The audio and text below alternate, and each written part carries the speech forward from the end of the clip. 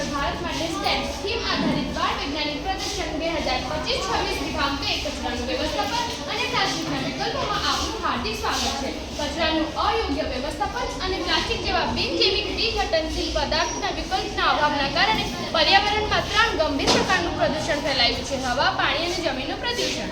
જેમ કે જાહેરના બહારના વિસ્તારોમાં કચરાના મોટા ઢગલા જેનાથી જમીનનો વિશાળ વિસ્તાર ઉપયોગી બને છે.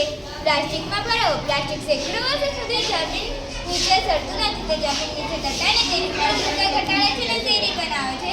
ઝેરી રસાયણો નદી, તળાવ, સમુદ્રમાં ફેંકતો પ્લાસ્ટિકનો કચરો દરિયાઈ જીવન સૃષ્ટિ માટે જીવલેણ બને છે. ગટર જામ થવી. કચરાના ઢગલાને ખુલ્લામાં બાળવાથી ઝેરી વાયુઓ હવામાં ભળે છે. માઇક્રોપ્લાસ્ટિકના ટુકડાઓનું ફાળવું. કચરાનું નબળા વ્યવસ્થાપન અને પ્લાસ્ટિકના સસ્તા સુલભના વિકલ્પના અભાવના કારણે માનવી, પર્યાવરણ અને માનવ સ્વાસ્થ્યને આજના આધુનિક સમયમાં જોખમમાં મૂકે છે. આ બધી સમસ્યાઓ સામે લડવા માટે આપણે દરેક માનવને વ્યક્તિગત પર્યાવરણ અનુરૂપ વ્યક્તિગત આદતોને સુધારવા પડે. અમારી કૃતિનું નામ કુદરતને જીવનદાન, ગ્રેટ લાઈફ ટુ નેચર.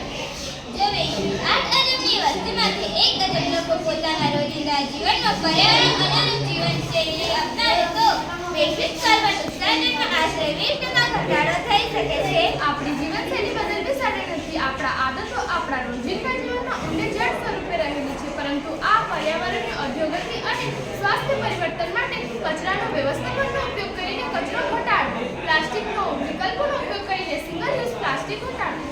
ઊંચી તૈયાર કરવા માટેના હેતુ. વર્તમાનનું પરિવર્તન. વ્યક્તિગત સ્તર કચરો ઘટાડવા અને રિસાયકલિંગ અપનાવવા માટે પ્રોત્સાહન કરવા.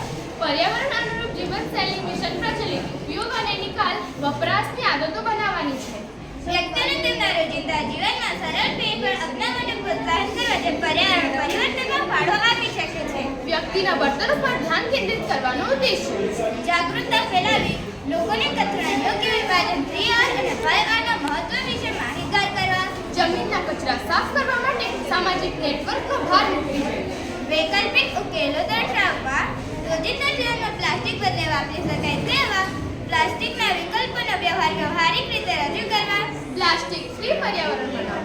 સિંગલ યુઝ પ્લાસ્ટિકના હાનિકારક અસર વિશે માહિતગાર કરવા. રોજિંદા જીવનમાં ઉપયોગમાં લઈ શકાય તેવા પ્લાસ્ટિક પર્યાવરણ અનુરૂપના વિકલ્પો. વૈજ્ઞાનિક સિદ્ધાંત. પર્યાવરણ અનુરૂપ જીવનશૈલી જીવન જીવવા માટે વર્તણૂક અને આદતોમાં બદલાવ પ્રત્યે જાગૃતતા લાવવી. જરૂરી સાધન સામગ્રી. રંગીન કાગળ, ફૂટવું, ઇકો ફ્રેન્ડલી વસ્તુઓ. કાર્ય પદ્ધતિ. કચરાનું યોગ્ય વ્યવસ્થાપન 5Rના સિદ્ધાંત પર આધારિત છે. આપણે 3Rને તો જાણીએ છીએ, જે કચરાનો નિકાલ પછી તેને ચેન્જ કરવા તરફ આપણા ધ્યાન દોરી દે છે, જ્યારે 5R કચરાનું ઉત્પન્ન થતા પહેલા જ તેને રોકવામાં ભાર મૂકે છે. રેફ્યુઝ. ના પાડો અસ્વીકાર. જે વસ્તુની જરૂર નથી અથવા જે પર્યાવરણ માટે હાનિકારક છે તે વસ્તુને લેવાથી પહેલે જ ના પાડવું. જેમ કે બિનજરૂરી ખરીદી ટાળવી. થેલી લઈ પ્લાસ્ટિકના ઢગલા ન લેવા. રીયુઝ. પુનઃ ઉપયોગ. કોઈ પણ વસ્તુને ફેંકી દેવા બદલે તેને તેના હેતુ અથવા અન્ય હેતુ આપીને ઉપયોગમાં લો. જેમ કે કાપડની થેલી. રીપર્પઝ. નવો હેતુ. કોઈ પણ વસ્તુના હેતુના સિવાયના હેતુ આપીને તેને ઉપયોગમાં લો, જેનાથી તે ન ફેંકી દેવાય. જેમ કે જૂના ટાયરમાં છોડ રોપવો. રિસાયકલ. પુનઃપ્રક્રિયા. કચરામાંથી નવી વસ્તુઓ બનાવવા માટે સામગ્રીને પ્રોસેસ કરવી. જેમ કે જૂના કાગળ, પ્લાસ્ટિક, કાચ, ધાતુ વગેરે ખોરાક, શાકભાજીના છોતરા. વ્યક્તિગત સ્તર કચરો ઘટાડવા માટે નીચે મુજબની આદતો પર ધ્યાન રાખવું જોઈએ. ઢોરનો કચરો, કૃષિનો કચરો અને ખોરાકનો કચરો બાયોગેસ પ્લાન્ટ બનાવવામાં ફાળો આપી શકે છે. ઘરમાં સૂકો કચરો અને ભીનો કચરો અલગ કરવા માટેની પ્રેક્ટિસ. જૂના સામયિકો અને અખબારોને રિસાયકલ કરી પુનઃ ઉપયોગ કરો.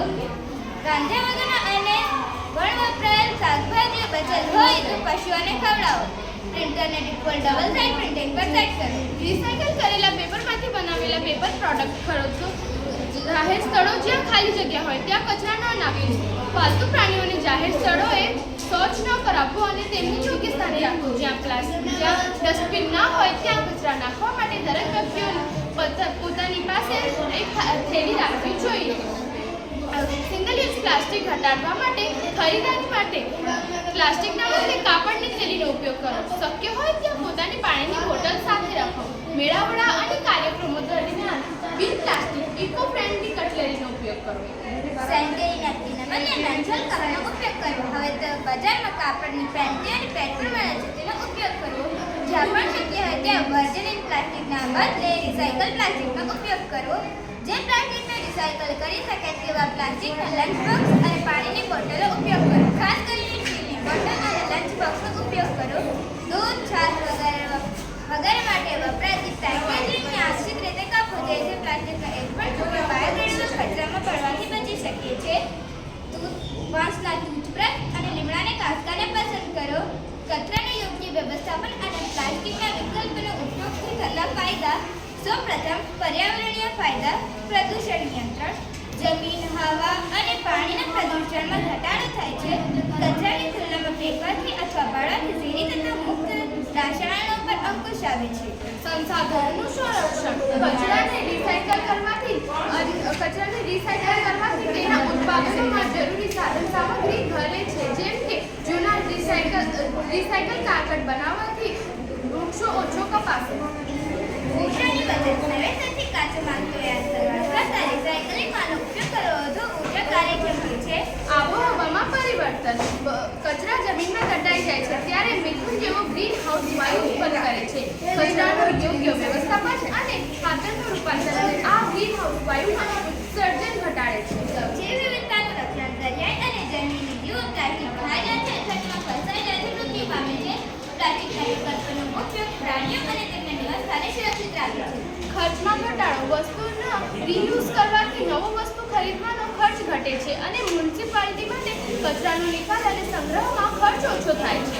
રોજગારનું સર્જન. કચરાનું વ્યવસ્થાપન અને રિસાયકલિંગ ઉદ્યોગોમાં નવી નોકરી અને વ્યવસાયના તકો ઊભી થાય છે. નવા ઉદ્યોગોનો વિકાસ. બાયોડિગ્રેડેબલ અને ઇકો ફ્રેન્ડલી વસ્તુઓનો કંપનીઓ બજારમાં ખુલે છે.